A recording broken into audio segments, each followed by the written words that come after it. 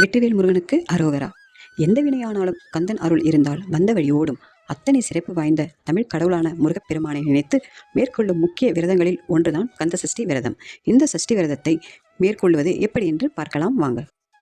சஷ்டி திதியன்று காலையில் நீராடி விட்டு முருகன் படத்திற்கு சந்தனம் குங்குமம் இட்டு மலர் மாலை சாற்றி அதில் அலங்காரம் செய்து கொள்ளுங்கள். அதன் பின் நெய் அல்லது நல்லெண்ணெய் ஊற்றி விளக்கு ஏற்ற வேண்டும். சஷ்டி விரதம் இருப்பவர்கள் காலை முதல் மாலை வரை தண்ணீரை தவிர உணவும் ஏதும் அருந்தாமல் இருந்தால் நன்று. காலை மாலை இருவேளையும் முருகனுக்கு பூஜை செய்து விரதத்தை முடித்துக் கொள்வது சிறப்பு. காலை 6 மணி முதல் மாலை 6 மணி வரை இந்த விரதத்தை மேற்கொள்ளலாம். தாம்பூலத்தில் வெற்றிலைப்பாக்கு, வாழைப்பழம், அத்துடன் ₹1 நாணயம் ஒன்றை வையுங்கள். பூஜையில் தேங்காய் உடைத்து இருபுறமும் வைக்க வேண்டும். முருகனுக்கு இஷ்ட நெய்வேத்தியமான அவல் உணவுகளை வைக்கலாம். பின்பு முருகனுக்கு தீபதூப ஆராதனை காண்பித்து பூஜையில் முடித்து கொள்ளலாம். முழுநேர விரதம் இருக்க முடியாதவர்கள் பால் பழம் அருந்தலாம். சஷ்டி தினத்தில் வீட்டில் கந்த சஷ்டி கவசம் ஒழிப்பது படிப்பது மிகவும் நல்லது.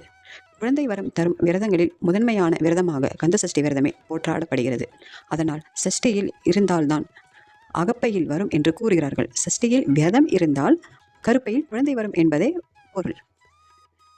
இதுபோல் ஒவ்வொரு மாதமும் சஷ்டி தினத்தன்று முருகனுக்கு பூஜை செய்து வந்தால் எண்ணிய காரியங்கள் எல்லாம் ஈடேறும், சுப காரியங்கள் கைகூடும்.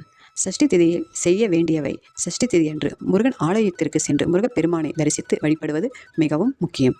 முருகப்பெருமானுக்கு எண்ணெய் காப்பு செய்வதற்காக நல்லெண்ணெய் வாங்கி தருவது மிகவும் முருகப்பெருமானின் கர்ப்ப கிரகத்தில் இருக்கும் விளக்கிற்கு தீபம் ஏற்றுவதற்காக சுத்தமான பசினை வாங்கித்தர வேண்டும்.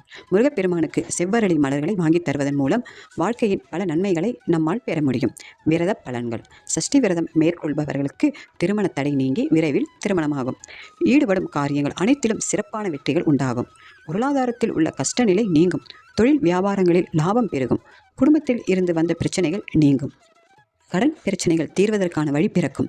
நீண்ட நாட்களாக இருக்கும் நோய்கள் விரைவில் நீங்கி உடல் ஆரோக்கியம் மேம்படும். இந்த பதிவு உங்களுக்கு உபயோகமாக இருக்கும்னு நினைக்கிறேன். வெற்றிவேல் முருகனுக்கு அரோகரா.